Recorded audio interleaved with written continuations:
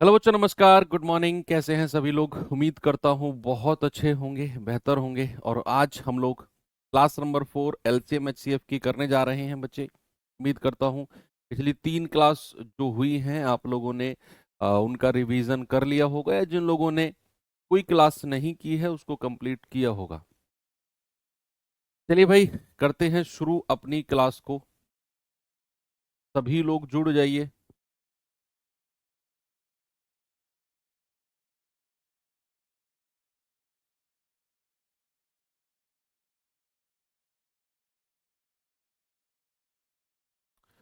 करें शुरू।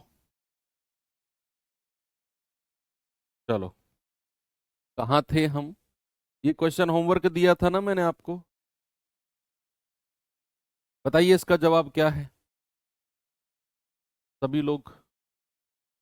सवाल है, 4000 और 5000 के बीच वह सबसे बड़ी संख्या कौन सी है जिसे 12, 16, 24 से भाग देने पर 4 शेषफल बचे।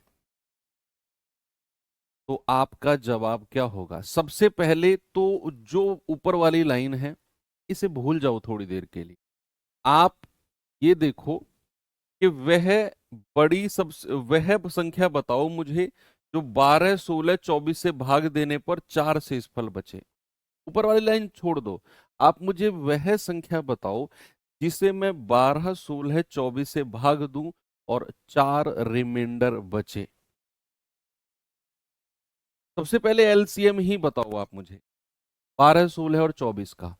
तो सबसे पहले 12, 16 और 24 का एलसीएम कितना होगा?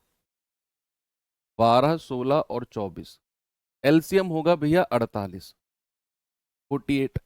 अगर वो ये ऊपर वाली लाइन नहीं जोड़ता कि 4000 और 5000 के बीच में चाहिए जी मुझे तो संख्या, अगर वो ये लाइन नहीं जोड़ता तो मेरा जवाब होता 48, और प्लस जो रिमाइंडर बचा है वो जोड़ दो। सर 52 मेरा सही जवाब होता। बिल्कुल सही था। लेकिन उसने ये कंडीशन जोड़ी ही नहीं। उसने ये कंडीशन जोड़ी ही नहीं। उसने बोला कि भैया हमें तो वो संख्या चाहिए जो 4000 और 5000 के बीच में हो और सबसे बड़ी हो। देखो, 4000 और 5000 के बीच में ऐसी कई सारी संख्या मिल सकती हैं जिन्हें मैं 12, 16 और 24 से भाग दूं तो 4 रिमाइंडर बचे। 4000 और 5000 के बीच ऐसी बहुत सारी संख्या हो सकती हैं, लेकिन हमें कौन सी चाहिए? 4000 और 5000 के बीच सबसे बड़ी संख्या। तो आप मुझे बताओ, जो 4000 और 5000 के बीच सबसे बड़ी संख्या होगी वो 4000 के नजदीक होगी या 5000 के नजदीक होगी? वो संख्या 4000 के नजदीक होगी या 5000 के नजदीक होगी? पहले तो ये बात आप डिसाइड करो। सर वो संख्या 5000 के नजदीक होगी, 4000 के नहीं, 5000 के नजदीक। अगर वो ये कहता कि 4000 और 5000 के बीच छोटी से छोटी संख्या, तो फिर मैं कहता कि यार वो संख्या 4000 के नजदीक है। लेकिन उसने बोला बड़ी से बड़ी, तो वो 5000 के नजदीक होगी। तो आप क्या करो, 5000 यहां पकड़ो और इससे भाग दो 48 से। 48 जो एलसीएम आया है 12, 16, 24 का। यानी कि सबसे पहले मैं वो संख्या निकालूंगा जो संख्या 5000 के नजदीक है और 12, 16, 24 से पूरी तरह डिवाइड होती है। वो संख्या सबसे पहले निकालूंगा मैं जो संख्या 5000 के नजदीक है और 12, 16, 24 से पूरी तरह डिवाइड होती है। तो वो संख्या कैसे निकालेंगे? 48 एकम 48, कितना आ गया? 2। ये जीरो उतार लो, ये जीरो उतार के एक और जीरो उतार लो, तो कितना आएगा? 48 चौके कितना होता है? 192। 48 चौके 192, 192। तो ये कितना बचेगा? 8। कितना बचेगा बच्चे? 8 बचेगा। 8 ही बचेगा ना। अगर हमें 5000 में से कुछ घटाना हो तो हम सीधा सीधा क्या घटाते हैं? रिमाइंडर। मैंने कल भी आपको बताया। तो 5000 में से ये रिमाइंडर 8 माइनस करोगे तो ये आएगा 4992। बच्चे ये 4992, ये तो वो संख्या है जो 5000 के नजदीक है। 5000 के नजदीक है और 12, 16 और 24 से कटती है। लेकिन उसने बोला प्रत्येक कंडीशन में रिमाइंडर भी है 4, तो आप इस 4 को जोड़ दीजिए इसमें। प्रत्येक कंडीशन का रिमाइंडर जोड़ते हैं ना, तो ये आ जाएगा 4996। आपका जवाब है ऑप्शन नंबर डी, मेरा बिल्कुल सही है।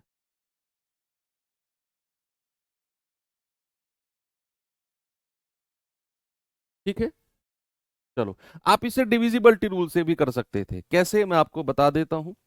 डिविजिबिलिटी रूल से किस तरीके से होगा, ऐसे कर सकते हो कि भैया उसने बोला है कि हमें 4000 और 5000 के बीच बड़ी से बड़ी संख्या चाहिए जो 12, 16, 24 से कट के 4 रिमाइंडर दे। अब ये बात तो श्योर है, ये बात तो श्योर है कि वो संख्या 5000 के नजदीक होगी। 5000 के नजदीक होगी, तो भैया 5000 के नजदीक और कम रहेगी, तो ये 64 वाला ऑप्शन तो हटा दो, ये 46 वाला ऑप्शन भी हटा दो, क्योंकि 5000 के नजदीक 4900 के आसपास वो संख्या रहेगी। ये दो ऑप्शन मैंने हटाए। अगर ये 4600 ना भी हटाओ तो भी आपका काम चलेगा। अब उसने कहा है कि 12 से भाग दूंगा तब भी 4 रिमाइंडर, 16 से भाग दूंगा तब भी 4 रिमाइंडर, और 24 से भाग दूंगा तब भी 4 रिमाइंडर बचता है। अगर मैं ये रिमाइंडर माइनस भी कर दूं, ये रिमाइंडर अगर मैं माइनस कर दूं, तो जो संख्या बचेंगी, लास्ट की 2 डिजिट ले लो बस। 69 में से 4 गया, कितना आएगा? 65। लास्ट की 2 डिजिट ले रहा हूं मैं। 99 में से 4 गया, कितना आएगा? 95। और 96 में से 4 गया, ये आएगा 92। लास्ट की 2 डिजिट में ले रहा हूं, क्यों? क्योंकि मुझे पता है कि जो संख्या 16 से कटती है वो 4 से भी कटेगी।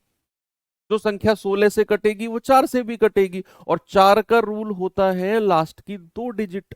अब जैसे ही मैंने ये रिमाइंडर माइनस किया, तो जो संख्या मुझे मिली उसके लास्ट के 2 डिजिट 4 से कटने चाहिए।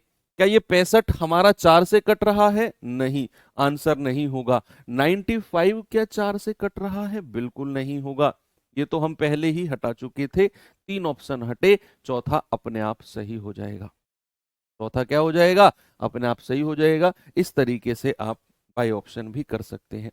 चलिए, तो ये होता है यहां पर एंड बचे। अब हम चलते हैं अगले टाइप पे। हमने अभी तक क्या किया? हमने अभी तक छोटी से छोटी संख्या वाला क्वेश्चन किया, छोटी से छोटी संख्या। अब हम चलेंगे बड़ी से बड़ी संख्या की जब बात करेगा, बड़ी से बड़ी। तो बड़ी से बड़ी संख्या के केस में बच्चे 4 केस बनते हैं। 3 मैंने यहां पर लिखे हैं, एक मैं अलग से बताऊंगा आपको। पूरा का पूरा नहीं देखना है, जैसा मैं बताऊं, जो जो मैं आपको बोलूं वही उसी पर ध्यान देना है।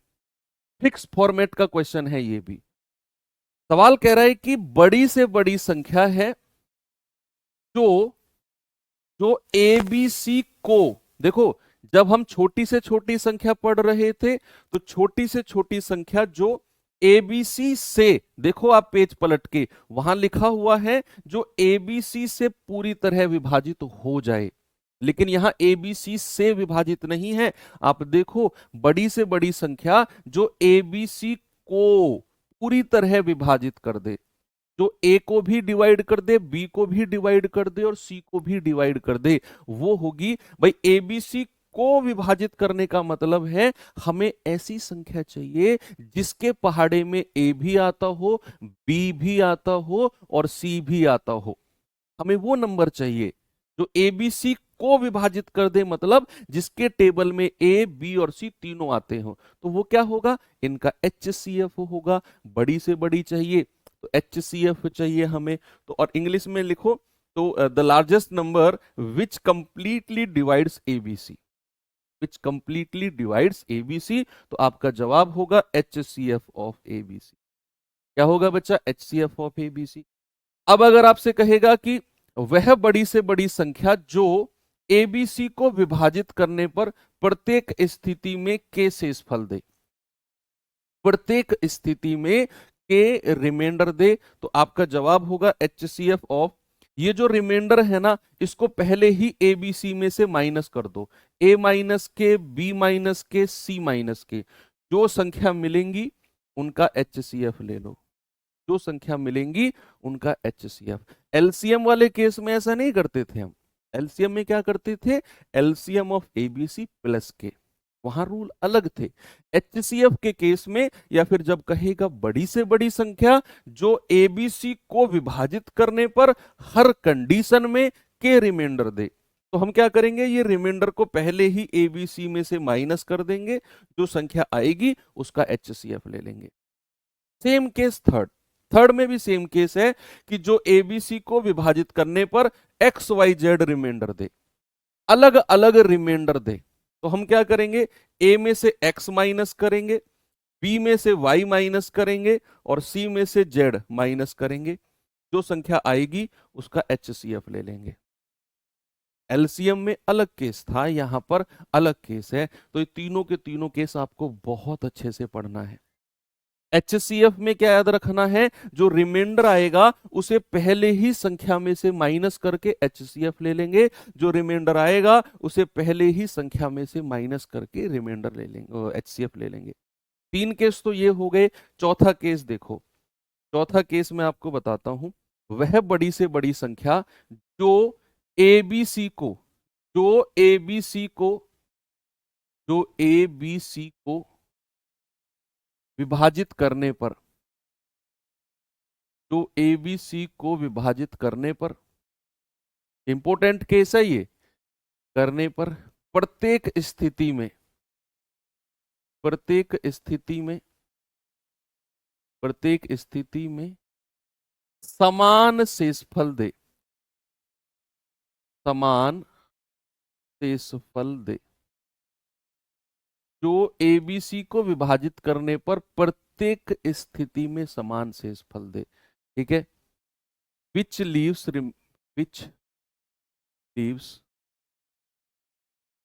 equal remainder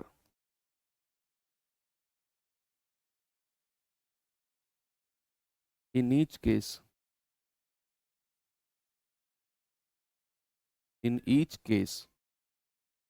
on dividing A, B, C respectively।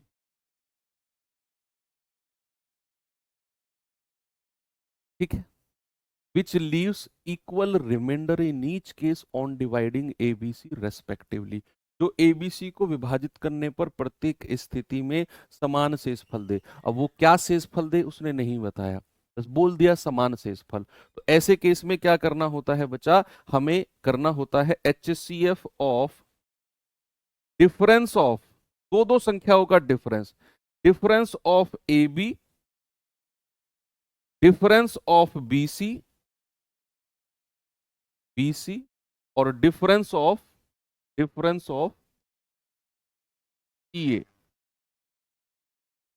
ठीक है, डिफरेंस ऑफ CA, ये आपको करना है कि जब भी आपके पास कंडीशन बने कि प्रत्येक स्थिति में समान शेषफल दे, इक्वल रिमाइंडर दे, तो आपको क्या करना है, ABC जो 3 संख्याएं हैं, दो का डिफरेंस लेना है। डिफरेंस बोले तो बड़ी संख्या में से छोटी को घटाना, तो difference of AB, difference of BC और डिफरेंस ऑफ CA, जो डिफरेंस आएगा दो संख्याओं का उसका HCF ले लेना है, वही आपका जवाब हो जाएगा। सर ये सेकंड वाला केस नहीं, सेकंड वाले केस में बच्चा अलग था, वो उसमें उसने रिमाइंडर दिया हुआ है कि प्रत्येक स्थिति में के रिमाइंडर है, वो दे देगा आपको कि प्रत्येक स्थिति में ये शेषफल है जी, तो वो रिमाइंडर हमें माइनस करके HCF लेना है।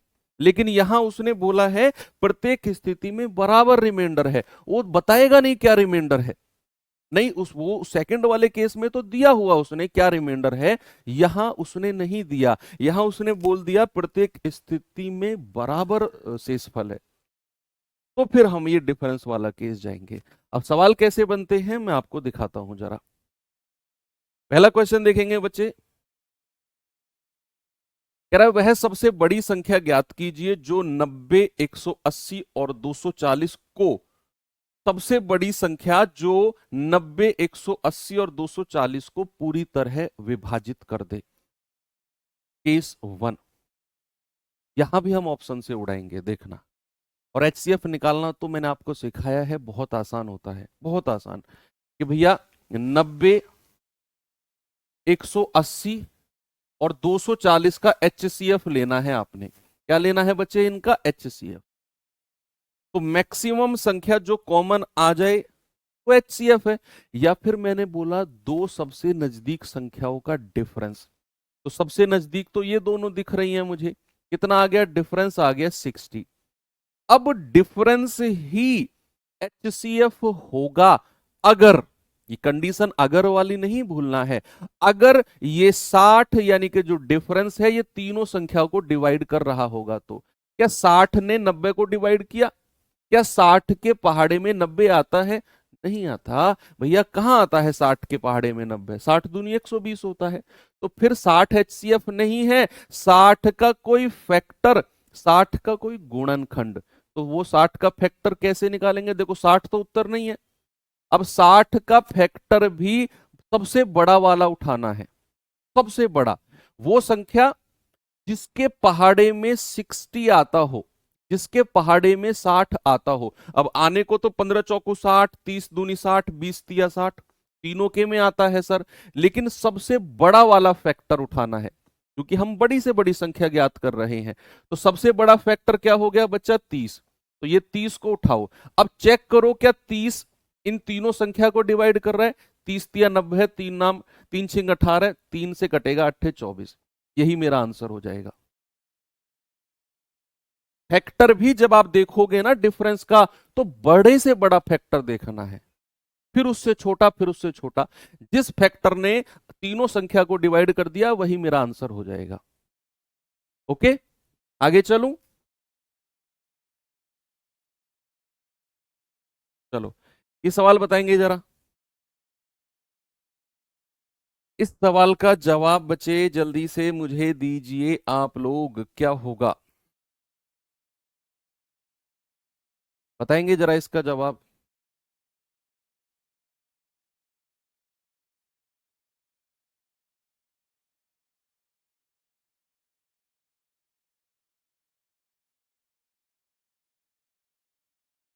कह रहा है कि वह बड़ी से बड़ी संख्या कौन सी है जिससे 1036, 1813 और 3885 को में से प्रत्येक को विभाजित करने पर कुछ भी रिमाइंडर ना बचे, यानी कि पूरी पूरी तरह विभाजित हो।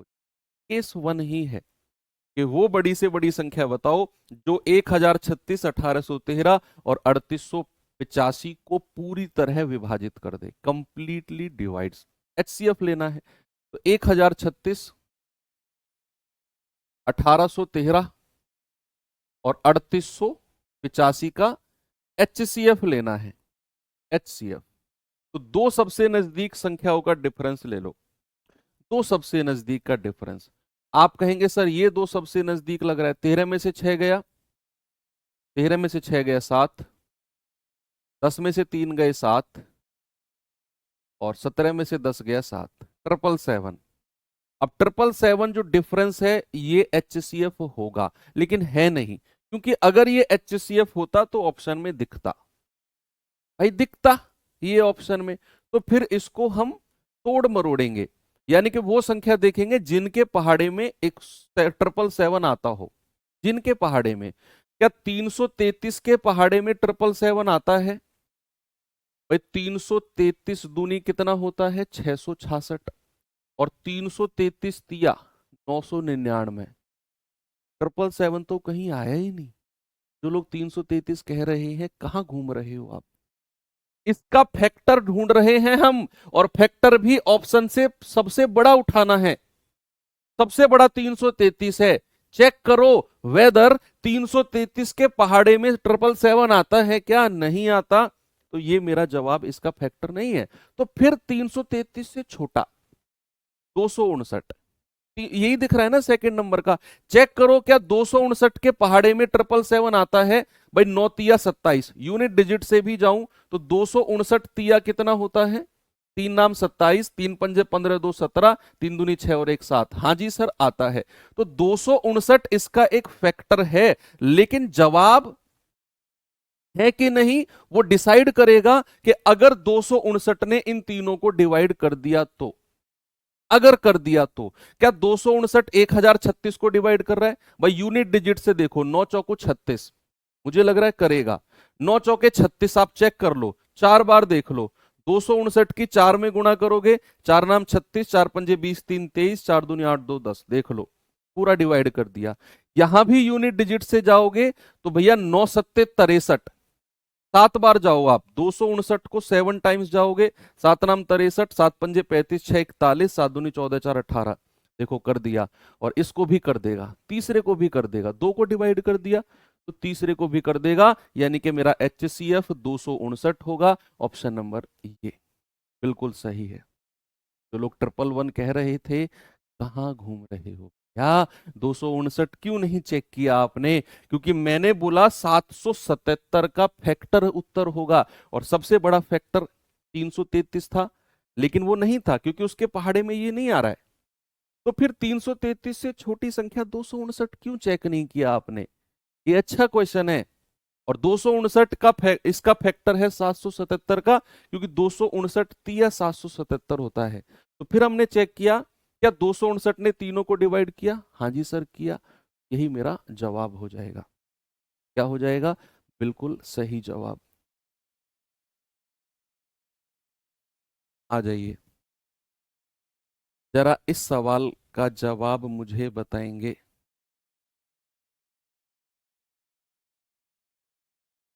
सवाल है कि जब संख्या 7807, 8022 और 8667 को सबसे बड़ी संख्या x से भाग दिया जाए तो प्रत्येक स्थिति में समान शेषफल बचता है। तो x के अंकों का योग, कौन सा रूल लगेगा इसमें? 1 2 3 और 4, कौन सा लगेगा बोलो? समान शेषफल, इक्वल रिमाइंडर। भाई पहला रूल था कि पूरी तरह विभाजित हो जाए तो HCF ले लो। दूसरा रूल था कि भैया ABC को विभाजित करने पर के रिमाइंडर के, तो के को हम माइनस करके HCF ले लेंगे। तीसरा रूल था ABC को विभाजित करने पर XYZ रिमाइंडर है, तो XYZ को माइनस करके जो संख्या आई उसका HCF।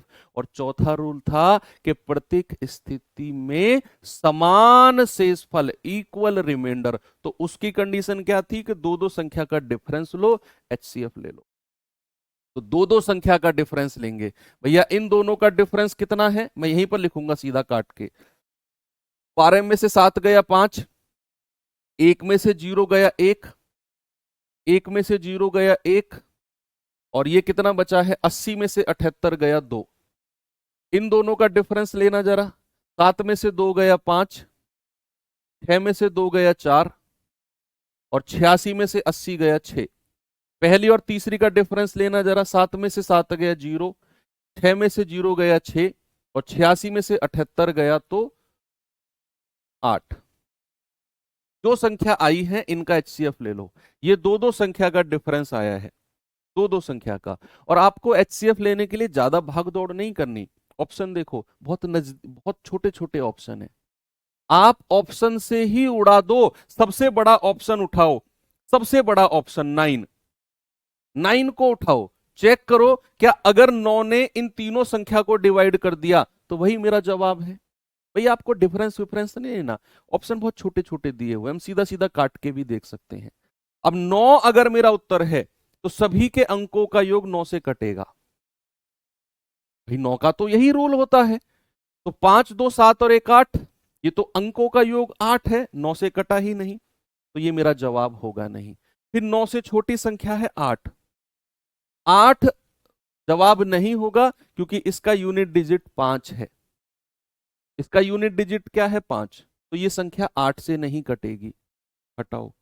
7 को चेक करना जरा, 7 को चेक करो जरा। 7 को आप अगर 7 को चेक करते हो तो 7 से भी नहीं कटेगा। कुछ गड़बड़ हुआ है क्या डिफरेंस लेने में भैया? डिफरेंस लेने में कुछ गड़बड़ हुआ है क्या? ओहो सॉरी सॉरी सॉरी, एक्स के अंकों का योग पूछा है उसने, गड़बड़ हो गई। हमें HCF लेना पड़ेगा, फिर उसके अंकों का योग करना पड़ेगा। सॉरी, वो लास्ट की लाइन नहीं पड़ी। आप दो सबसे नजदीक संख्या देख लो। दो सबसे नजदीक संख्या ये रही, तो 10 में से 5 गया 5, 5 में से 4 गया 1, और 7 में से 6 गया, सॉरी 8 में से 6 गया 2, 215 आ गया। बहुत सिंपल हो गया HCF तो। अब जो डिफरेंस दो सबसे नजदीक का है यही मेरा HCF होगा अगर ये इन तीनों को डिवाइड करेगा। देखो 215 एकम 215, 215 तिया, देखो 2 तिया 6 और 15 तिया 45, 215 तिया 645, 15 चौकू 60 और 2 चौकू 8, यानी कि पूरा 4 बार कटेगा, 215 चौकू 860। तीनों को डिवाइड कर दिया तो मेरा HCF ही क्या हो जाएगा, 215 हो जाएगा। बच्चे उसने अंकों का योग पूछा है, 2 + 1 + 3, 2 + 1 + 5 कितना आ जाएगा, 8। अंकों का योग कितना आ जाएगा बच्चा, 8 हो जाएगा। ऑप्शन नंबर सी सही है। सिंपल था वैसे भी, बट जो डिफरेंस आया वही HCF निकला, क्योंकि उसी डिफरेंस ने तीनों को डिवाइड कर दिया। आपको ये लग रहा है ना HCF निकालना यार बहुत आसान है। हाँ, अगर डिफरेंस से आप जाते हो तो लिटरली बहुत आसान है HCF निकालना। प्रत्येक स्थिति में समान शेषफल, ये वाला क्वेश्चन और करिए, बताएंगे मुझे जल्दी से इसका जवाब क्या होगा। सवाल है, वह सबसे बड़ी संख्या कौन सी होगी जो 435, 865 और 1295 को विभाजित करती है और प्रत्येक मामले में समान शेषफल देती है। प्रत्येक मामले में समान शेषफल, इक्वल रिमाइंडर।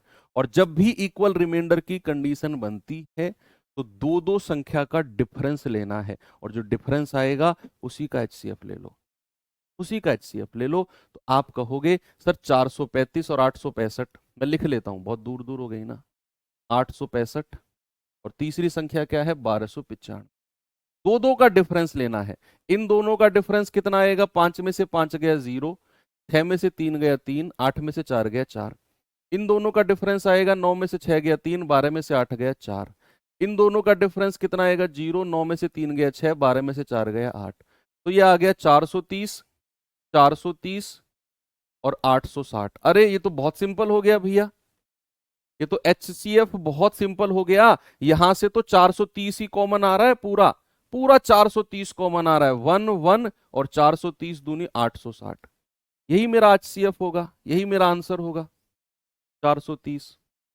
ये लो, बहुत सिंपल हो गया। 430 कॉमन आ रहा है यहां से, तो 430 कॉमन ले लिया, 112, तो जो मैक्सिमम कॉमन आ गया वही HCF है। ठीक है, चलो आगे बढ़ते हैं। ये सवाल करेंगे बच्चे,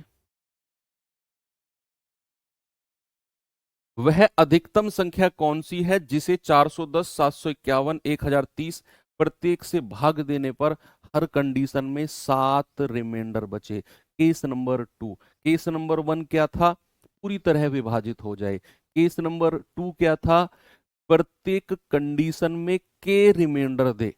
तो जो रिमाइंडर था उसको हम संख्या में से माइनस कर देते थे पहले ही, और जो नंबर मिलता था उसका HCF लेते थे। तो उसने बोला 410, 751 और 1030 प्रत्येक कंडीशन में 7 रिमाइंडर, तो ये 7 पहले ही माइनस कर दो, तो ये आ जाएगा 1023, ये आ जाएगा 744, 744 और ये आ जाएगा 403। जो संख्या आई उनका HCF ले लो, जो संख्या आई है उनका HCF ले लो। दो सबसे नजदीक संख्याओं का डिफरेंस, दो सबसे नजदीक संख्याओं का डिफरेंस, कौन सी दो सबसे नजदीक दिख रही हैं, इन किन्हीं भी दो को ले लो, इन दोनों को ले लो, इन दोनों को ले लो। 13 में से 4 गया 9, 11 में से 4 गया 7 और 9 में से 7 गया 2, 279 है। अब डिफरेंस 279 है, डिफरेंस ही HCF होगा अगर ये तीनों को डिवाइड करेगा, लेकिन डिफरेंस HCF नहीं है, ऑप्शन में नहीं दिख रहा। तो फिर इसका कोई फैक्टर, और इसका भी सबसे बड़ा फैक्टर उठाना है, चेक करना है सबसे बड़ा फैक्टर।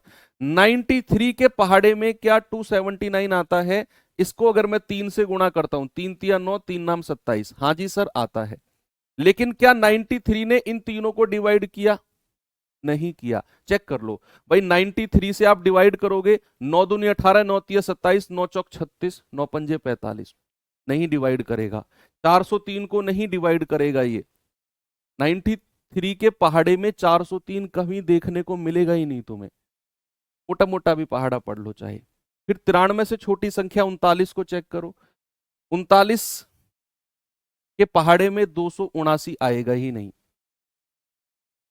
नहीं आएगा। क्यों? क्योंकि 39 13 से कटता है, 13 तिया 39, और 279 13 से नहीं कटता। 13 दूनी 26, 19 बचेगा। कहां 13 से कट रहा है? 39 तो 13 से कट रहा है, 279 नहीं कट रहा, तो फिर ये भी जवाब नहीं होगा। फिर 33 को चेक करो, क्या 33 इसका फैक्टर है? क्या 33 इसका फैक्टर है बच्चे? 33 किससे कटता है? 11 से। 11 तिया 33, क्या ये 11 से कटता है क्या? 11 दूनी 22, नहीं, तो 33 भी इसका फैक्टर नहीं है। देखो 93 इसका फैक्टर था, लेकिन 93 ने इन तीनों को डिवाइड नहीं किया। फैक्टर होना ही एकमात्र आंसर नहीं है, फैक्टर होने के बाद भी चेक करना है क्या इन तीनों को पूरी तरह डिवाइड कर रहा है। उसने नहीं किया, इसीलिए मैंने इसको काटा। बाकी ये दो ऑप्शन जो थे ये फैक्टर ही नहीं थे इसके, यानी कि इन दोनों के पहाड़े में 279 आता ही नहीं है। कैसे चेक किया सर आपने? मैंने चेक किया, 39 13 से कटता है, ये 13 से नहीं कटता। 33 11 से कटता है, 11 तिया 33, ये 11 से नहीं कटता, तो फिर ये दो इसके फैक्टर हुए ही नहीं।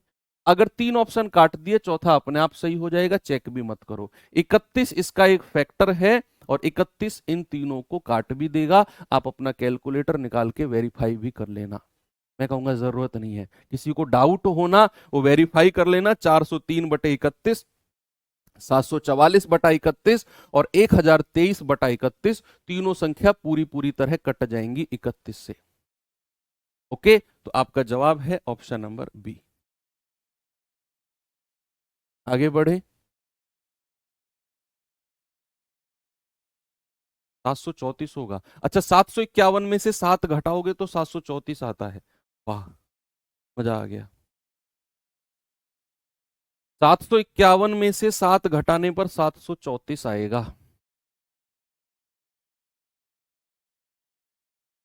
ऑफलाइन में होते हैं ना बेटा, मजा आ जाता सच में।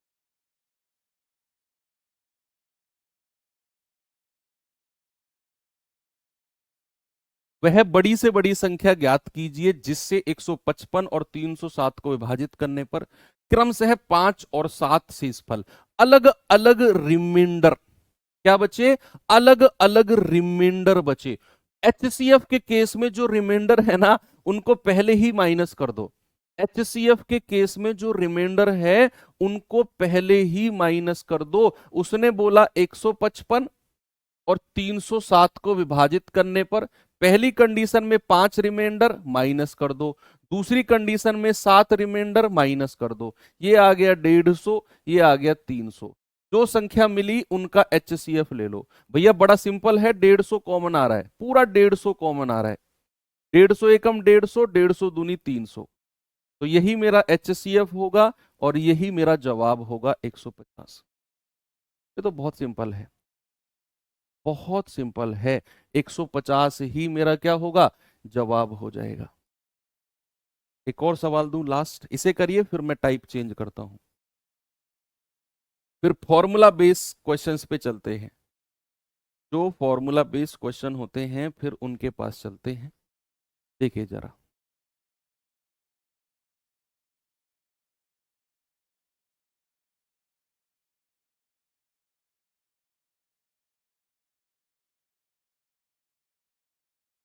सवाल है वह सबसे बड़ी संख्या कौन सी है जिससे 627, 15,630 और 3128 को भाग देने पर क्रम से 2, 5 और 3 रिमाइंडर बचे।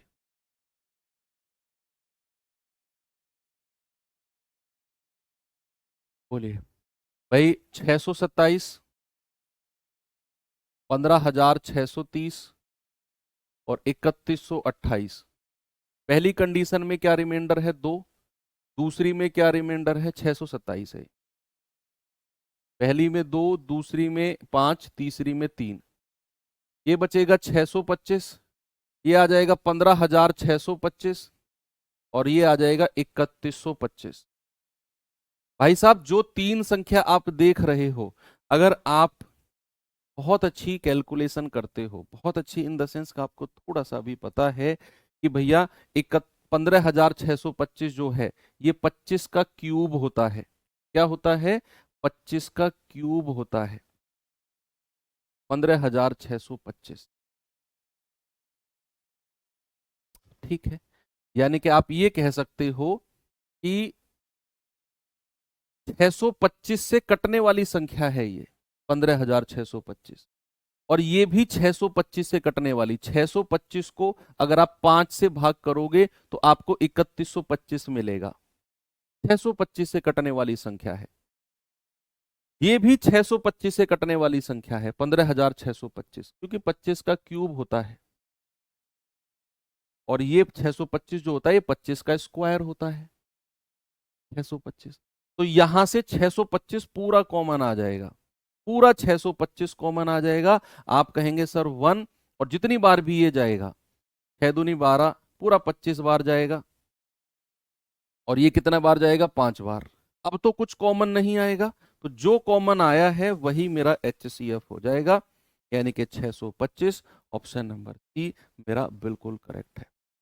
भाई और कोई ऑप्शन नहीं है। आप सोचो, आप इतना दिमाग नहीं भी लगाते, आपको नहीं पता कि ये किससे कटने वाली संख्या है, मान लो आपको नहीं पता, लेकिन आपको यह पता है कि जो यहां से मैक्सिमम कॉमन आएगा वही HCF होगा। इतनी बेसिक चीज तो पता है आपको कि नहीं पता कि जो यहां मैक्सिमम कॉमन आएगा वही HCF होगा। अब ऑप्शन से चेक करो, क्या 625 और 15,625 और 3125, क्या 775 कॉमन आ सकता है? 625 से बड़ी संख्या कॉमन आ सकती है क्या? नहीं आएगी। क्या 625 में से 650 कॉमन आ जाएगा, बड़ी संख्या कॉमन आ जाएगी क्या? नहीं आएगी। क्या 625 में से 1225 कॉमन आ जाएगा, बड़ी संख्या? नहीं आएगी। तीन ऑप्शन तो वैसे ही कट गए, क्योंकि ये तीनों ऑप्शन 625 से बड़े थे, और 625 मैक्सिमम कॉमन आएगा या उससे छोटी संख्या कॉमन आएगी। एक ही ऑप्शन था, ऑप्शन सी। अगर आप इतना नहीं जानते कि क्या कॉमन आएगा क्या नहीं आएगा, तो भी आपका जवाब बिल्कुल सही आ जाता, क्योंकि ये तीन ऑप्शन तो 625 से बड़े हैं, और ये तो जीवन में कॉमन आ ही नहीं सकते। भाई अगर मैं आपसे कहूं कि 8 और 12, क्या 8 और 12 में से कभी जीवन में 12 कॉमन आ सकता है? नहीं आ सकता, क्योंकि 8 छोटी संख्या है। मैक्सिमम टू मैक्सिमम कॉमन आया तो 8 आएगा, या 8 से छोटी संख्या रहेगी। 8 से बड़ी संख्या तो कभी कॉमन आ ही नहीं सकती। तो ये तीन संख्या तो 625 से बड़ी हो गई, ये कैसे कॉमन आ सकती है? नहीं आ सकती। इसलिए तीन ऑप्शन हटा दिए हमने। ओके, चले चलिए, तो ये वाला करते हैं एंड। अब आते हैं टाइप नंबर 8, और टाइप नंबर 8 में हम चलते हैं फॉर्मूला बेस्ड क्वेश्चन।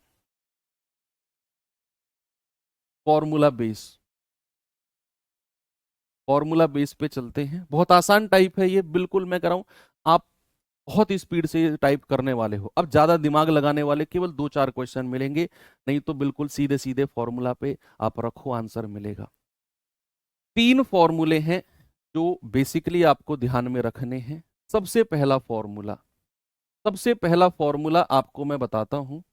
सबसे पहला फॉर्मूला है कि LCM गुणा HCF, LCM गुणा HCF बराबर दो संख्याओं का गुणनफल A गुणा B।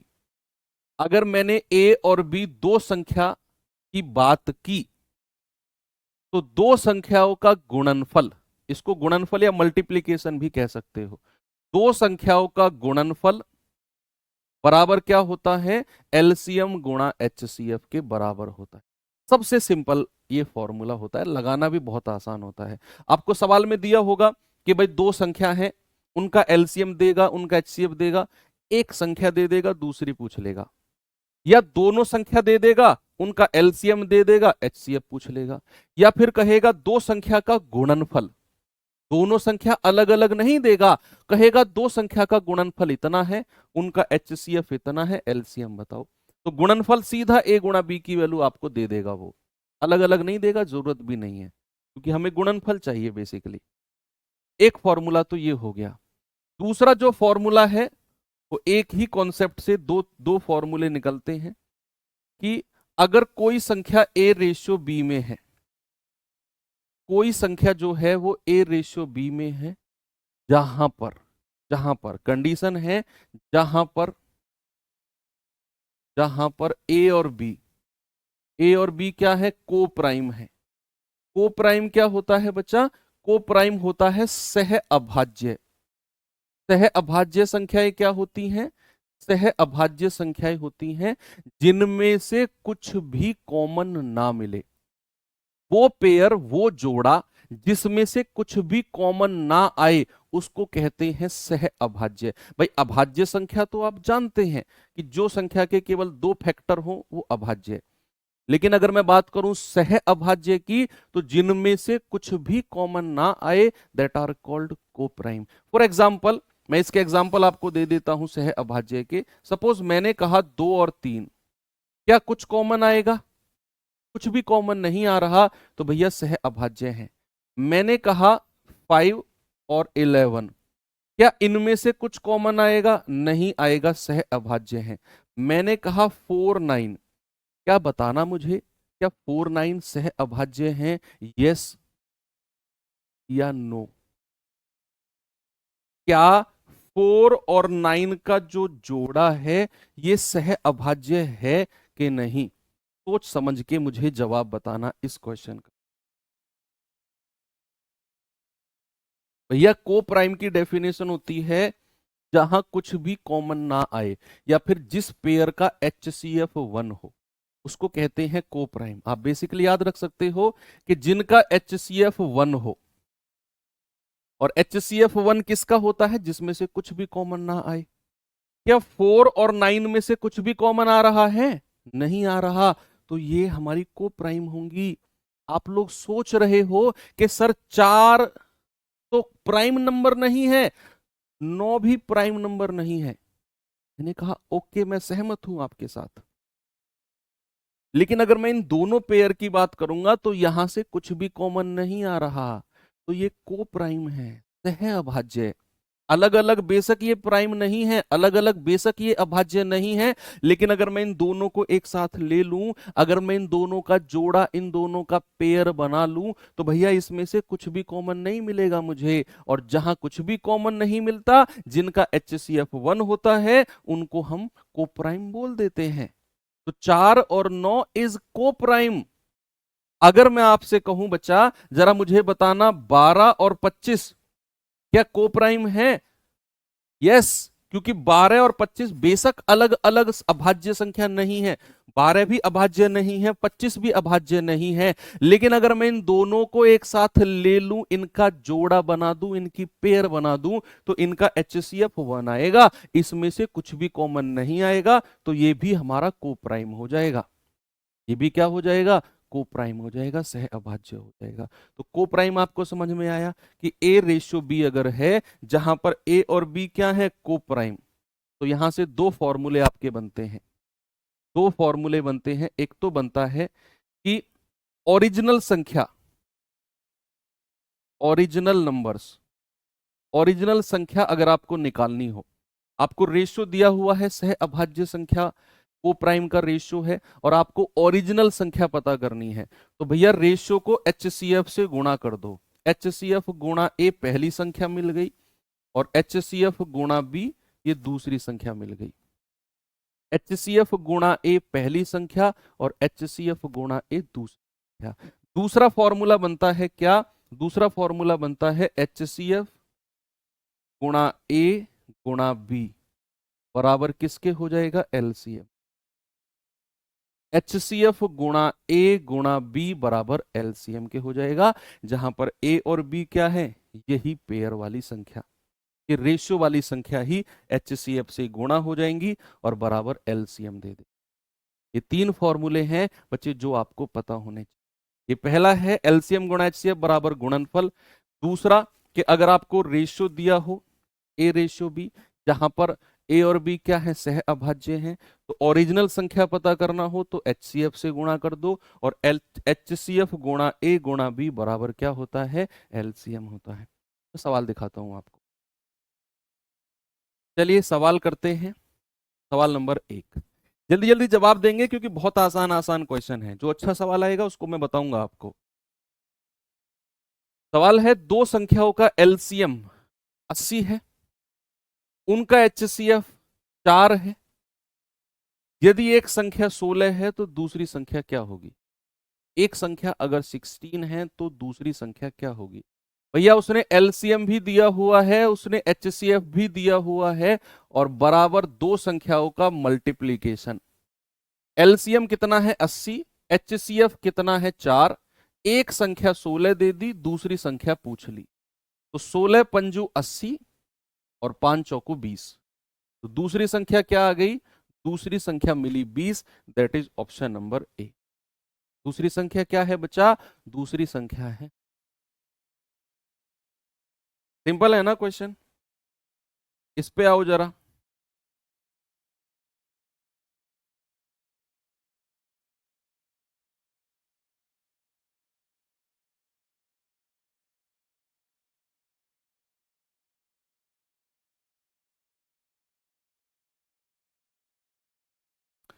सवाल है, दो संख्याओं का गुणनफल 2028 है, उनका एचसीएफ 13 है, तो एलसीएम क्या होगा?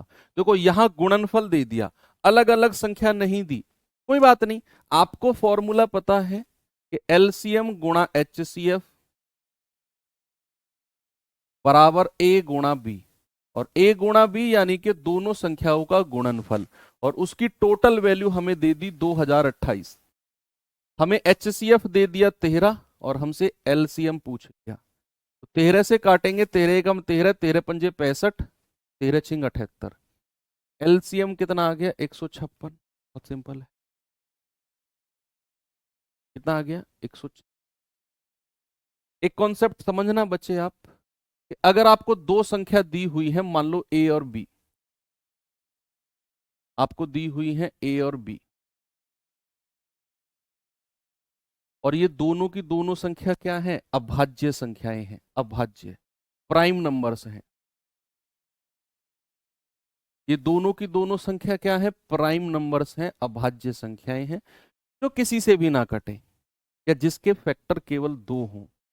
अगर ए और बी अभाज्य संख्या है तो इनका जो एलसीएम होगा, इनका जो एलसीएम होगा, या फिर को प्राइम भी आप कह सकते हो, अभाज्य या सह अभाज्य, या तो ए और बी प्राइम हो, अलग अलग भी प्राइम हो, या फिर को प्राइम हो, यानी कि इनका एचसीएफ 1 हो, कुछ भी कॉमन ना आए इनमें से, तो इनका जो एलसीएम होगा बच्चे हमेशा याद रखना, इनका मल्टीप्लीकेशन ही होगा। दो सह अभाज्य संख्याओं का एलसीएम, दो अभाज्य संख्याओं का एलसीएम, उनका मल्टीप्लीकेशन ही होता है। फॉर एग्जाम्पल, अगर मैंने आपसे बोला कि भैया 19 और 21, ये मेरे पास दो नंबर है, जरा इनका एलसीएम बताना, क्या इनमें से कुछ कॉमन आ रहा है? नहीं, तो एलसीएम हो जाएगा 19 गुणा 21। सीधा मल्टीप्लाई कर दो, सीधा क्या कर दो? सीधा मल्टीप्लाई कर दो। दूसरा फॉर्मूला बनता है कि एचसीएफ हमेशा 1 होगा। दो अभाज्य संख्या या फिर दो सह अभाज्य संख्याओं का एलसी एचसीएफ ऑलवेज 1 होगा, और एलसीएम क्या होगा? उनका मल्टीप्लीकेशन। ठीक है, छोटी छोटी चीजें हैं। जैसे एक क्वेश्चन मैं आपको दिखाता हूं, ये रहा सवाल।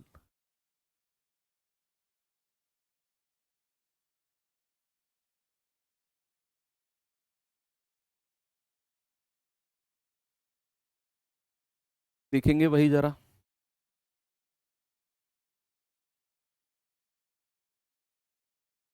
कह रहा है दो सह अभाज्य संख्याओं का एलसीएम 667 है। दो सह अभाज्य संख्याओं का एलसीएम कितना है? 667। कह रहा है एक संख्या 23 है, तो दूसरी संख्या क्या होगी? तो दूसरी संख्या क्या हो जाएगी?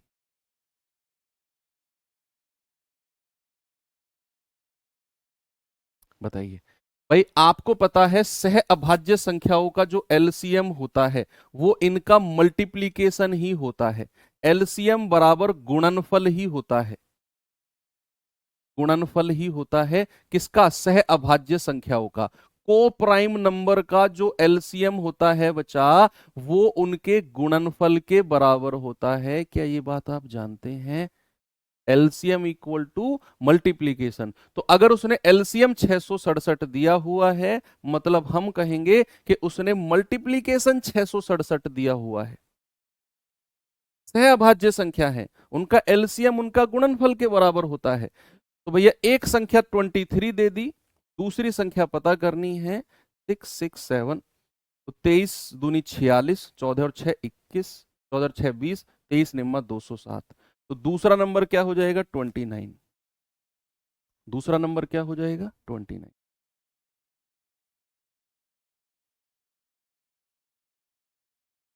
ये सवाल देखिए जरा।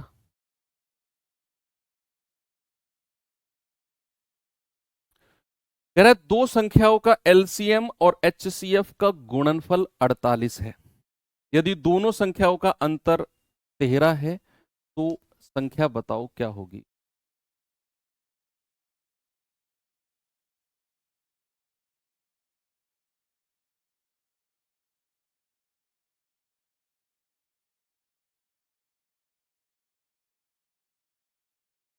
एचसीएफ और एलसीएम का गुणनफल दे रखा है 48। हमें फॉर्मूला पता है कि एलसीएम गुणा एचसीएफ बराबर दो संख्याओं का मल्टीप्लीकेशन ए गुणा बी। उसने एलसीएम गुणा एचसीएफ का मल्टीप्लीकेशन ही 48 हमको दिया हुआ है। तो मैं क्या कह दूं? ए गुणा बी बराबर 48 होगा। भाई पहली लाइन पढ़ो तो, उसने कहा एलसीएम और एचसीएफ का गुणनफल 48 है। नीचे लिखा हुआ है अंतर, अंतर यानी कि a माइनस बी बराबर 13। ये सवाल ने दिया हुआ है। सबसे बेस्ट तरीका ऑप्शन, ने अलग अलग नंबर पूछा है ना, ऑप्शन से वो संख्या उठाओ जिनको गुणा करने पर 48 मिले और जिनका डिफरेंस 13 हो। पहले यही देख लो, जिनको गुणा करने पर 48 नहीं मिल रहा है उनको हटा दो, आपके जवाब नहीं होंगे। 23 दाम 230 नहीं, 48 चाहिए। 22 निम्मा कितना होता है? 198, हमें तो 48 चाहिए। 19 छिक्के 114 गलत, हमें तो 48 चाहिए। 16 तिया 48, ये रहा। और डिफरेंस भी देख लो, 16 में से 3 गया 13 मिलेगा। इतना सिंपल क्वेश्चन था।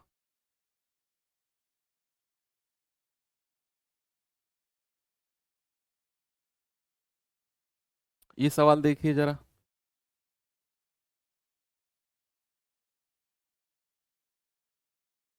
कह रहा है दो संख्याओं का एलसीएम और एचसीएफ क्रम से 96 और 8 है।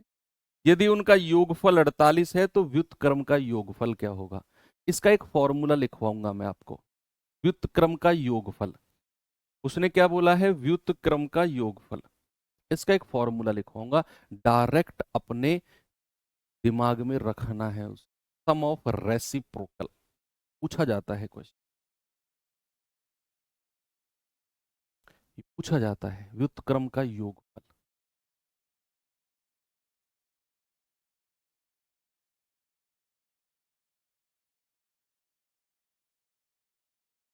देखो व्युत्क्रम का योगफल क्या होता है? व्युत्क्रमों का योगफल, योगफल बच्चे ये होता है संख्याओं का योगफल। ये आपको सवाल में दिया होगा, संख्याओं का योगफल बटे एलसीएम गुणा एचसीएफ। ये डायरेक्ट फॉर्मूले के रूप में याद रखना इसको। Sum of reciprocal equal to sum of numbers upon LCM गुणा HCF. Sum of reciprocal equal to sum of numbers upon LCM गुणा एचसीएफ। क्योंकि आप डिटेल में जाओगे बहुत लंबा जाएगा ये क्वेश्चन। आपको संख्या ए और बी रेशियो मानना पड़ेगा, सह अभाज्य ए और बी का रेशियो मानना पड़ेगा। फिर एचसीएफ 8 दिया हुआ है तो 8 ए और 8 बी ओरिजिनल संख्या माननी पड़ेंगी। फिर उनका रेसिप्रोकल करना पड़ेगा। भाई बहुत लंबा जाएगा। आप डायरेक्ट फॉर्मूला याद रखो कि व्युत्क्रम का योगफल बराबर योगफल बटे एलसीएम गुणा एचसीएफ। अगर वो व्युत्क्रम का अंतर पूछता, अगर वो व्युत्क्रम का डिफरेंस पूछता, तो यहां आपको योगफल ना दे के अंतर देता कि अंतर 48, नहीं कुछ और देता, तो फिर हम कहते अंतर बटे HCF गुणा LCM। अगर वो व्युत्क्रम का अंतर पूछेगा तो अंतर बटे HCF गुणा LCM, और योगफल पूछेगा तो योगफल बटे LCM गुणा HCF। याद रहेगा सीधा ये फॉर्मूला। योगफल कितना दिया हुआ है 48, LCM कितना है 96, और HCF कितना है 8। 8 से जाएगा 6 बार, 6 से जाएगा 16 बार, कितना आ गया 1/16। सेकंडों में आपका आंसर आ जाएगा, विद इन सेकेंड। बस व्युत्क्रम का योगफल याद रखना है, योगफल बटे LCM गुणा HCF। शायद मुझे ऐसा अंदर से फील हो रही है कि आपके एग्जाम में ये क्वेश्चन बनेगा, आपको डायरेक्ट याद रहना चाहिए। चलिए ये सवाल देखिए। अभी एक दो क्वेश्चन मुझे संभावित जोड़े के भी आपको कराने हैं। हालांकि संभावित जोड़े एक क्वेश्चन हो सकता है कि आपके एग्जाम में ना बने, लेकिन फिर भी आपको कॉन्सेप्ट पता होना चाहिए कि संभावित जोड़े, पॉसिबल पेयर कैसे निकलती। कह रहा है दो संख्या 1-3 के अनुपात में है, यदि उनके HCF और LCM का गुणनफल 1200 है तो संख्याएं क्या क्या हो जाएंगी। भाई दो संख्या A और B का रेशियो कितना दे रखा है 1 और 3। क्या मैं इसको 1R और 3R कह सकता हूं, या फिर इसको R ही कह दो, 1R का मतलब R ही है। ओरिजिनल आपने रेशियो एंड प्रोपोर्शन चैप्टर में पढ़ा है कि अगर वो आपको रेशियो में कोई चीज दे रहा है और उसे ओरिजिनल में बदलना हो तो आप R लगा दो। जैसे 1:3 का रेशियो था तो इसको R और इसको 3R ओरिजिनल संख्या मान लो। अब कह रहा है हमें पता है LCM गुणा HCF बराबर दो संख्याओं का मल्टीप्लीकेशन। तो HCF गुणा LCM का तो दिया हुआ है 1200, और A गुणा B क्या हो जाएगा R गुणा 3R, तो 3 से जाएगा 400 बार। R गुणा R कितना होता है R² बराबर 400, तो R कितना हो जाएगा √400, और √400 क्या होता है 20। R की वैल्यू 20 मिल गई, तो संख्या क्या हो जाएंगी, एक तो 20 हो जाएगी और एक हो जाएगी 3R यानी कि 20×3=60। एक हो जाएगी 20, एक हो जाएगी 60। ऑप्शन नंबर ए बिल्कुल सही है। ऑप्शन से भी जा सकते, ऑप्शन से जाते आप इनका मल्टीप्लीकेशन करके देखते, 1200 के बराबर जो होता वही आपका जवाब है। क्यों? क्योंकि HCF गुणा LCM बराबर दो संख्याओं का गुणनफल होता है, और अगर आपसे दोनों संख्या पूछी है तो इनका मल्टीप्लीकेशन करके देख लेते, वही LCM गुणा HCF का गुणनफल यानी कि 1200 के बराबर ही मिल। एक ही ऑप्शन है जो 1200 के बराबर मिलेगा, आपको इतना करने की जरूरत ही नहीं थी फिर।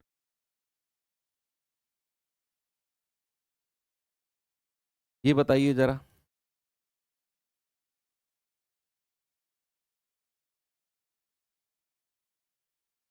जल्दी से मुझे जवाब बताएंगे बच्चे, इसका क्या होगा।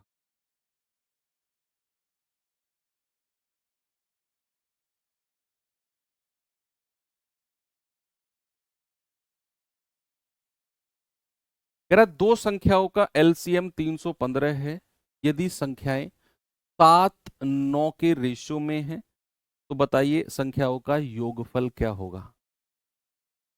संख्याओं का योगफल बहुत सिंपल है ये तो यार, बहुत कुछ भी नहीं करना है इसमें। भाई संख्याएं 9-7 के रेशियो में है, अगर मैं इनका योगफल यानी कि सम करता हूं तो 7 और 9 कितना होता है 16, यानी कि मेरा उत्तर 16 का ही कोई गुणज, 16 का ही कोई मल्टीपल होगा। ने बोला ना कि भाई LCM 315 है और संख्याओं का रेशियो 7-9 है।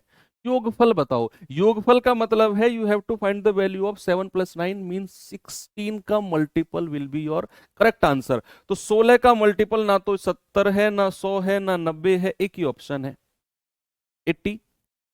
यही आपका क्या हो जाएगा, करेक्ट आंसर हो जाएगा कि नहीं। लेकिन फिर भी आप इसे डिटेल में करना चाहो तो जा सकते हो कि भैया कोई संख्या A और B हमारे किस रेशियो में है 7-9, तो ओरिजिनल संख्या में बदलने के लिए आप R लगा दो, 7R और 9R लगा दिया। अब आप जानते हैं कि नहीं, आप मत करो, ओरिजिनल संख्या में बदलो ही मत। आप कौन सा फॉर्मूला लगाओ? आप लगाओ फॉर्मूला कि अगर ए रेशियो बी आपको दिया हुआ है और सह अभाज्य है ए और बी, क्या सह अभाज्य है? हाँ जी सर, बिल्कुल है। तो तीसरा फॉर्मूला याद करो, HCF गुणा ए गुणा बी बराबर क्या? LCM के होता है। तीसरा फॉर्मूला जो मैंने लिखवाया कि HCF गुणा ए गुणा बी बराबर क्या होता है? LCM। तो यहां पर ए और बी सह अभाज्य है, LCM दिया हुआ है, HCF आ जाएगा आपका। तो HCF गुणा 7 गुणा 9 बराबर 315। तो 9 तिया 27, 9 पंजे 45, 7 से जाएगा 7 पंजे 35। HCF क्या आ गया? HCF आ गया 5। अब सवाल कहता है संख्याओं का योगफल। बच्चे आप दूसरा फॉर्मूला याद करो, दूसरा वाला, कि अगर संख्याओं का रेशियो दिया हुआ है तो ओरिजिनल संख्या कैसे निकालते हैं? ओरिजिनल नंबर्स कैसे निकालते हैं? HCF से गुणा कर दो। 5 गुणा 7 दैट इज 35 और 5 गुणा 9 दैट इज 45। ये अलग अलग संख्या हमारी आ गई। पहले तो तीसरा फॉर्मूला लगाकर ये वाला हमने HCF निकाल दिया, फिर हमने रेशियो से गुणा करके ओरिजिनल संख्या निकाल दी। उसने क्या पूछा है? योगफल यानी कि सम पूछा है। ये आ जाएगा 80। योगफल कितना होगा बच्चा? 80, यानी कि ऑप्शन नंबर ए।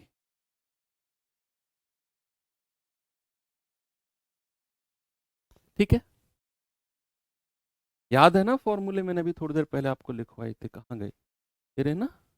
ये भी नहीं, ये रहे फॉर्मूले कि अगर ए रेशियो बी दिया हुआ है, HCF गुणा ए गुणा बी यानी कि वही रेशियो वाली संख्याएं बराबर LCM के, और ए रेशियो बी दिया हुआ है और ओरिजिनल संख्या निकालनी है तो HCF गुणा ए और HCF गुणा बी। पहले तो हमने ये फॉर्मूला लगा के HCF निकाला, फिर HCF की गुणा करके हमने ओरिजिनल नंबर निकाल दिए।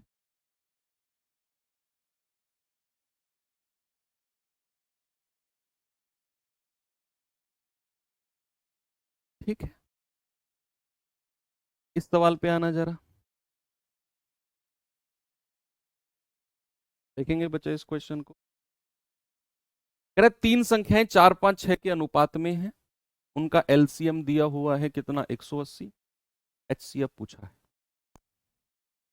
अब यहां मैं आपको थोड़ा सा कुछ बताना चाहता हूं।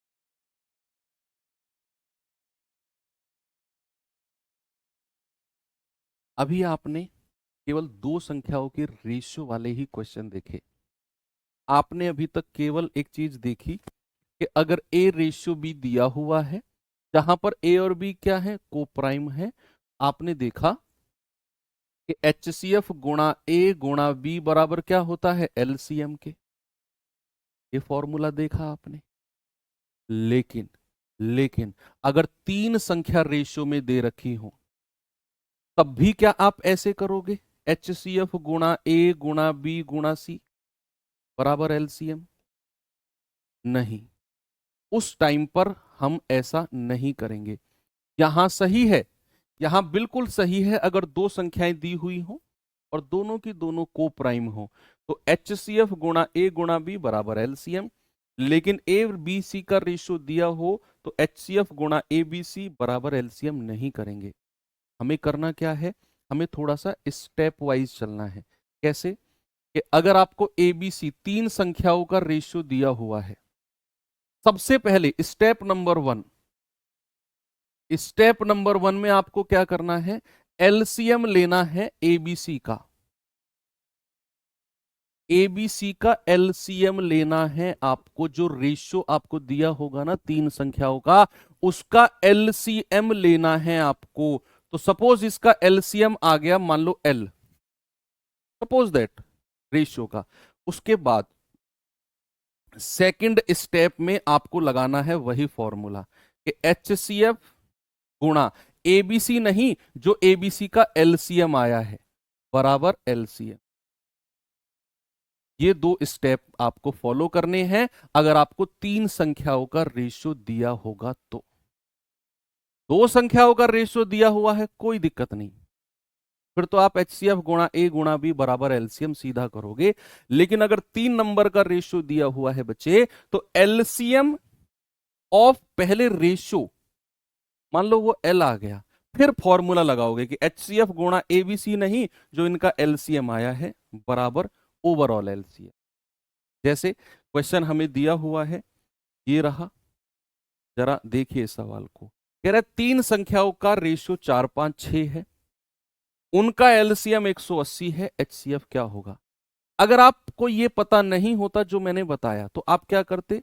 HCF गुणा 4 गुणा 5 गुणा 6 बराबर 180।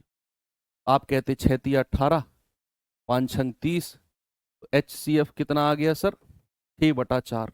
अरे ये तो गड़बड़ हो गया सर। ये ऐसे कैसे गड़बड़ हो गया? क्योंकि आपका तरीका ही गलत था। आपका तरीका सा क्या होना चाहिए? सबसे पहले रेशियो का LCM लो, 4 5 6 का कितना आएगा भैया? 4 5 6 का LCM 60 आ जाएगा। 4 5 6 का LCM कितना होता है? 60। अब आपको लगाना है HCF गुणा जो LCM आया है 60 और बराबर टोटल LCM के। तो यहां से HCF क्या हो जाएगा? HCF हो जाएगा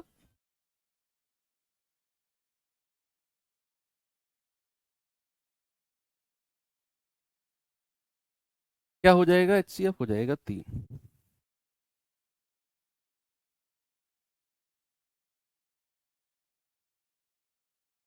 ठीक है, कोई प्रॉब्लम नहीं है। चलिए, अब मैं आपको थोड़ा सा कॉन्सेप्ट बताता हूं बच्चे, संभावित जोड़े। ये बड़ा प्यारा कॉन्सेप्ट है, पॉसिबल पेयर।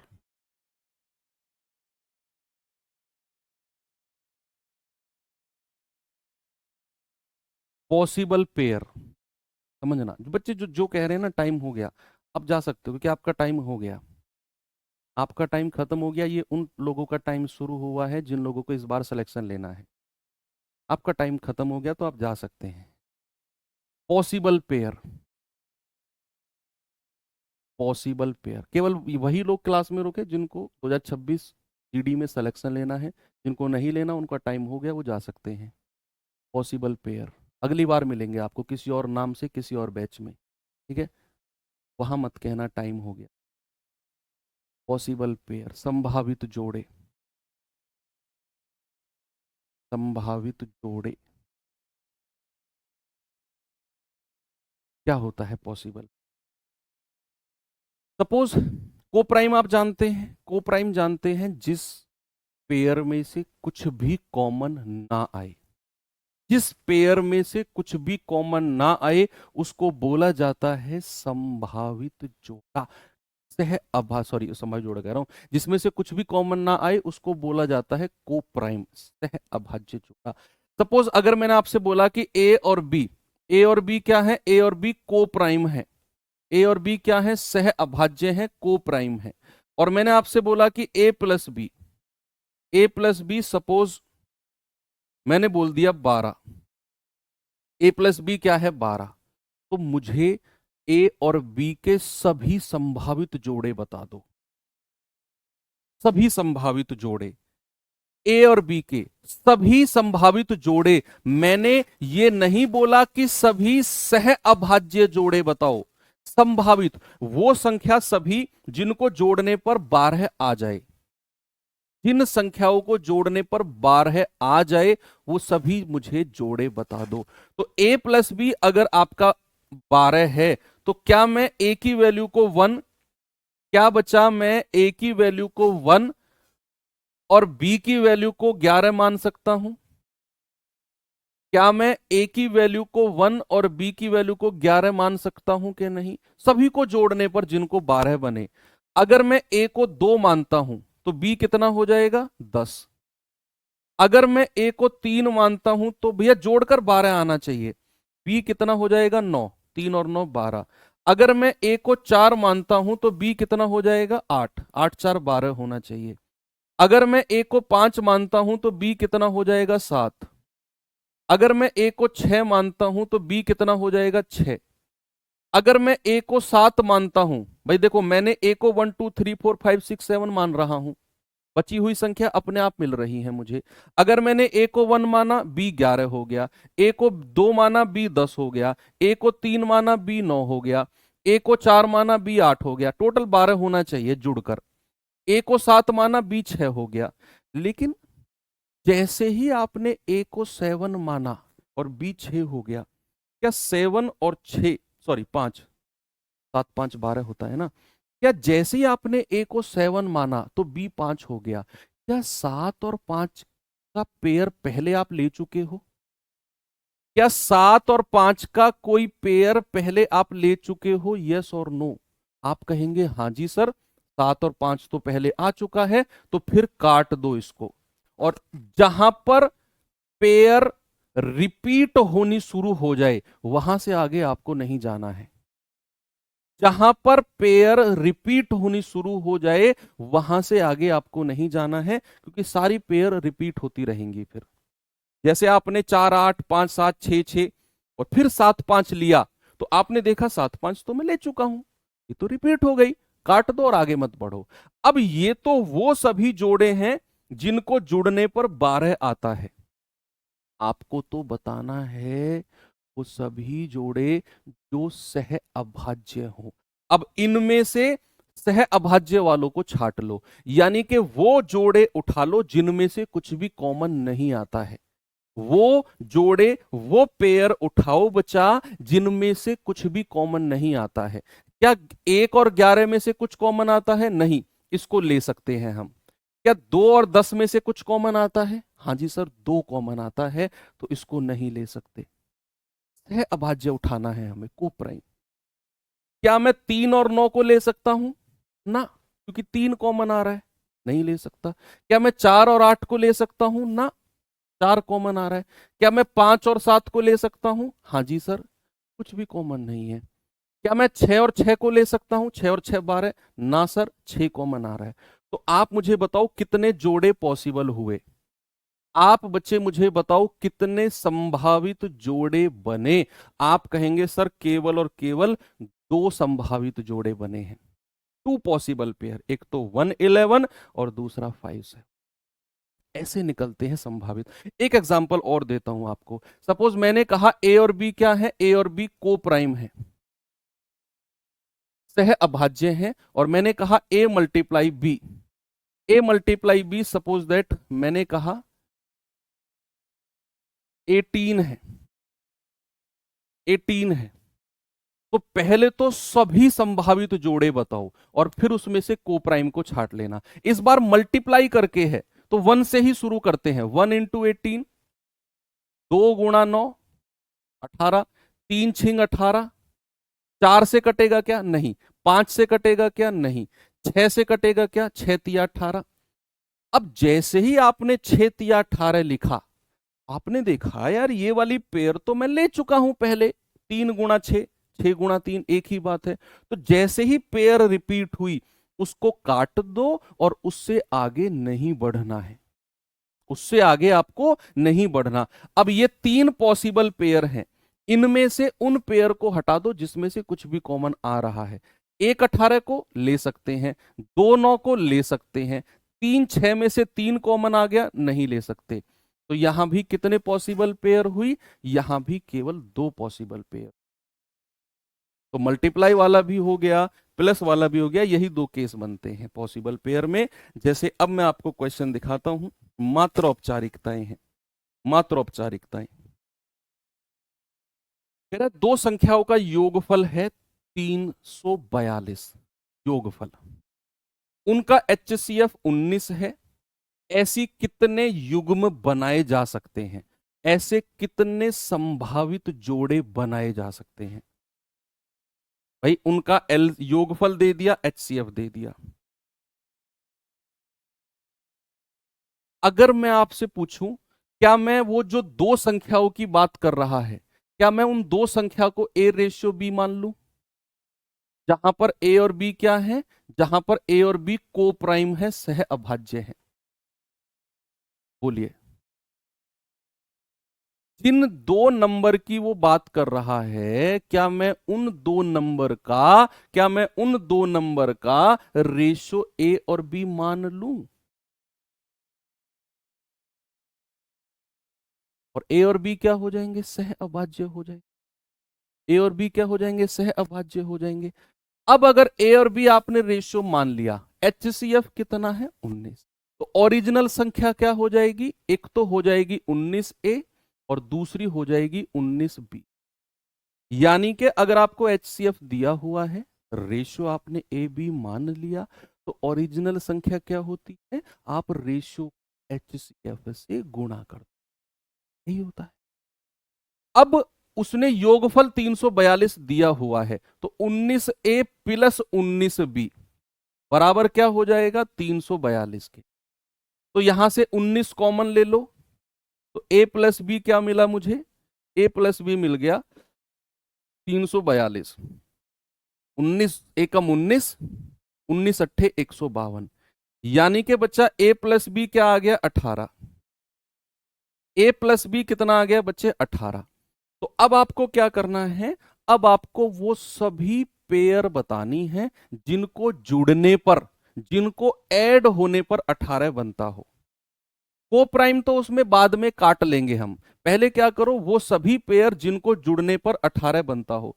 तो 1 और 17, 2 और 16, 3 और 15, 4 और 14, 5 और 13, 6 और 12, 12 6 18, 7 और 11, 8 और 10, 9 और 9 18। भाई 1 से शुरू किया, 1 2 3 4 5 6 7 8 9, और फिर 10 और 9, 10 और 8 सॉरी। अब जैसे ही आपने 10 और 8 लिखा, आपने देखा यार ये तो मैं ले चुका हूं पहले 8 और 10, ये तो रिपीट हो गया। जहां भी रिपीट हुआ वहीं रुक जाओ और उससे आगे नहीं जाना है। जहां से भी रिपीट हुआ स्टॉप, और आपको उससे आगे नहीं जाना है। अब ये पेयर बनी जिनको जुड़ने पर 18 बनता है। इनमें से उन पेयर को उठा लो जिसमें से कुछ भी कॉमन नहीं आ रहा, केवल 1 कॉमन आता है। 1 कॉमन इज नथिंग, एक के अलावा कुछ भी कॉमन आता है उनको हटा दो। जैसे 1 और 17 को ले सकते हैं, 2 और 16 में से 2 कॉमन आ रहा है, 2 एकम 2, 2 अट्ठे 16, तो ये को प्राइम पेयर नहीं है, हमें को प्राइम चाहिए। को प्राइम मीन्स कुछ भी कॉमन ना आए। 3 और 15 में से 3 कॉमन आ रहा है, 4 और 14 में से 2 कॉमन आ जाएगा, 2 दूनी 4, 2 सत्ते 14, 5 और 13 को ले सकते हैं, 6 और 12 को नहीं ले सकते, 7 और 11 को ले सकते हैं, 8 और 10 में से 2 कॉमन आ गया, 9 और 9 में से 9 कॉमन आ गया। तो कितने पेयर पॉसिबल हुए, 3 पेयर। कितने पेयर पॉसिबल हुए बच्चे, 3 पेयर। और यही आपका जवाब है ऑप्शन नंबर। कितने पॉसिबल पेयर हैं, 3 पॉसिबल पेयर हैं। ऐसे क्वेश्चन अगर आए, हालांकि मैं कहूंगा ना आए, अगर आए तो आप करो, ये मैं चाहता हूं। ये बताइए जरा,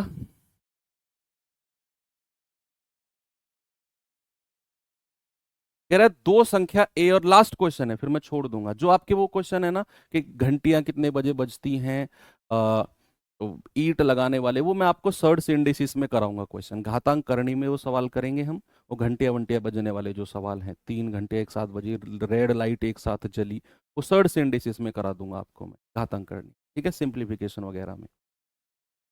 घातांक करणी बचा हुआ है ना, उसमें करा दूंगा। तो अभी फिलहाल के लिए लास्ट यहीं पे कर देंगे। घातांक करणी में भी होते हैं सवाल, इसकी जगह वहां करा देंगे, डोंट वरी। नहीं, कोई शॉर्ट तरीका नहीं है, पॉसिबल पेयर निकालने का कोई शॉर्ट तरीका नहीं। पॉसिबल संभावित जोड़े निकालने हैं आपको, तरीका शॉर्ट उसका होता है जिसका एग्जैक्ट उत्तर हो, कि भाई एग्जैक्ट उत्तर काटा कुटी करके ये ले आओ। संभावित जोड़े मीन्स आपको यहां उन जोड़ों को उठाना है जो पॉसिबल हैं, जो को प्राइम है। क्या शॉर्ट ट्रिक लगाओगे उनका। कह रहा है भैया दो संख्या ए और बी HCF LCM दे रखा है 1:3 के रेशियो में। ये HCF और LCM का रेशियो है 1 और 30। कह रहा है HCF और LCM का अंतर 493 है, तो अंतर कितना है 29। 29 की वैल्यू 493, एक यूनिट की वैल्यू आएगी 29 एकम 29, 20, 29 सत्ते 203, 29 सत्ते 203। अब एक यूनिट 17, तो एक यूनिट आ गया 17, और 3 यूनिट आ जाएगा 7, 17 तिया 51, यानी कि 510। तो HCF आ गया 17, LCM आ गया 510। अब जो दो संख्याओं की बात कर रहा है, क्या मैं उन दो संख्याओं का रेशियो अपनी तरफ से कुछ मान सकता हूं? क्या मैं मान लूं कि वो संख्याओं का रेशियो ए बी है, जहां पर ए और बी क्या है, जहां पर बच्चे ए और बी सह अभाज्य यानी कि को प्राइम है। ए और बी क्या है? को प्राइम है, सह अभाज्य है। अब मैं कहूंगा कि भैया अगर एच सी एफ 17 है तो एच सी एफ गुणा ए गुणा बी, एच सी एफ गुणा ए गुणा बी बराबर क्या होता है? एलसीएम के होता है। पिछले क्वेश्चन में हमें योग दिया हुआ था, इसीलिए मैंने 19a और 19b मान के योगफल किया। यहां योगफल करने की जरूरत नहीं है क्योंकि एलसीएम दिया हुआ है। यहां कौन सा फॉर्मूला लगाओगे? एच सी एफ गुणा ए गुणा बी बराबर एलसीएम। तो एच सी एफ आ गया 17, 17 गुणा ए गुणा बी बराबर 510, तो 17 तिया 51। तो बच्चे ए गुणा बी कितना आ गया? 30। तो वो सभी संख्या जिनको मल्टीप्लाई करने पर 30 आता है, 1 से शुरू करो। 1 गुणा 30, 2 गुणा 15, 3 धाम 30, 4 से नहीं कटेगा, 5 से कटेगा, 5 छंग 30, और फिर 6 पंजे 30। लेकिन जैसे ही 6 पंजे 30 लिखा, ये तो रिपीट हो गया, रुक जाओ, आगे नहीं बढ़ना। अब जो पेयर आई इन्हीं में से ही को प्राइम को उठा लो। 1 30 को ले सकते हैं, 2 15 को ले सकते हैं, 3 10 को ले सकते हैं, कुछ भी कॉमन नहीं आ रहा, 5 6 को ले सकते हैं। तो कितने पॉसिबल पेयर हुए? 4 पेयर। कितने पेयर हुए बच्चे? 4 पेयर। तो ये होते हैं पॉसिबल पेयर के क्वेश्चन। ठीक है, संभावित जोड़े। इससे आगे तो क्वेश्चन मैं आपको करा ही चुका हूं। ये सब हो गए। ठीक है, तो अब आपके जो घंटी वंटी वाले क्वेश्चन हैं उन्हें हम सर्ड सिंथेसिस में कवर कर लेंगे। कल हम जो चैप्टर अब पढ़ने वाले हैं बच्चे वो होगा टाइम एंड वर्क, समय और कार्य। समय कार्य के बाद पढ़ेंगे पाइप सिस्टम, फिर पढ़ेंगे एवरेज।